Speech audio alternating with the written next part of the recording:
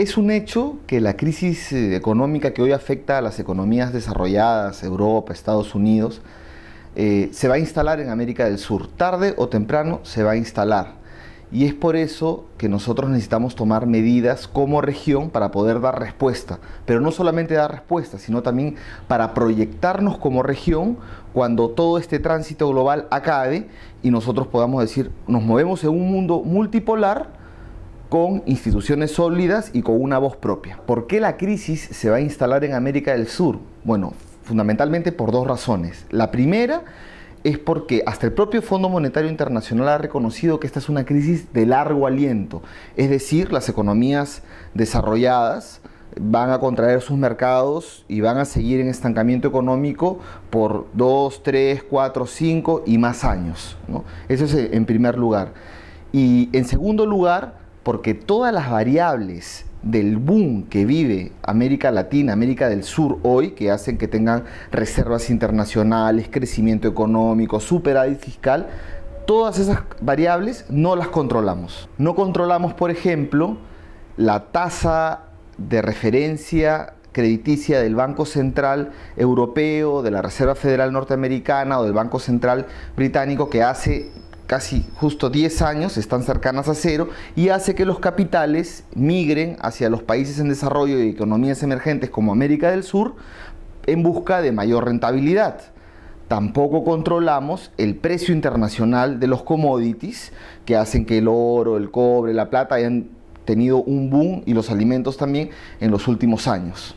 Tampoco controlamos si es que la economía china se va a estancar, no va a crecer suficientemente, o si los mercados europeos, norteamericanos se van a contraer y por lo tanto eso afecta a nuestros exportadores. Es decir, la demanda externa que proveen esos territorios afecta a las exportaciones de nuestros países. Entonces, como no controlamos ninguna de esas variables del boom y como tampoco controlamos el hecho de que esta crisis da para largo o es una crisis de largo aliento, entonces la hipótesis que con responsabilidad debemos manejar es que la crisis global se va a instalar en nuestro territorio al mismo tiempo que se va a seguir dando en las economías desarrolladas. ¿Qué hacer frente a esta realidad? Bueno, la salida es regional.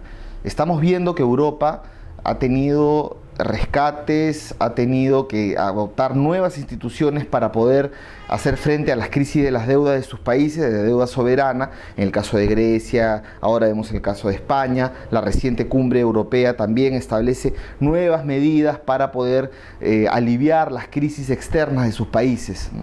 Entonces lo que nosotros necesitamos es, en primer lugar, preparar instituciones financieras sólidas en la región para poder responder a la crisis. Y eso debe ser en el marco de UNASUR. Debemos contar con un fondo de estabilización monetaria, con un fondo para bonos y demás instituciones que cuando vengan los problemas, cuando las papas quemen, estén listos para operar y que no tengamos que recurrir a los créditos del Fondo Monetario Internacional y con todos los problemas que eso conlleva, como ajustes presupuestales, más privatizaciones o todas las políticas que ya conocemos del Consenso de Washington.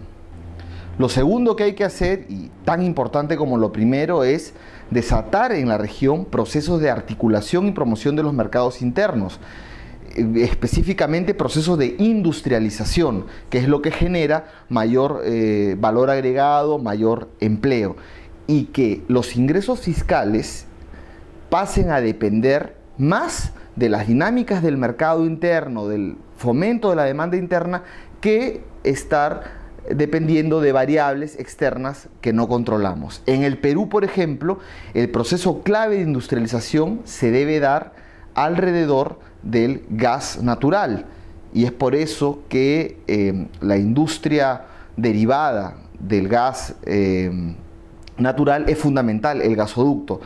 Hay marchas y contramarchas, pero esperemos que eso se dé.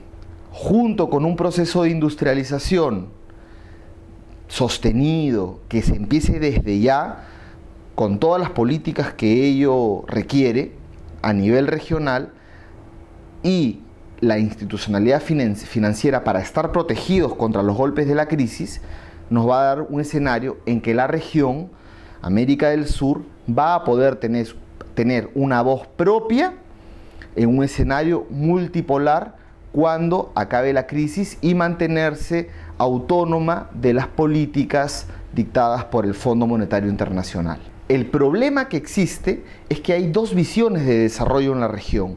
Por un lado, tenemos la visión de UNASUR, los que apuestan al UNASUR, los países que apuestan a la industrialización, como son Argentina, Venezuela, Ecuador, Bolivia, Brasil.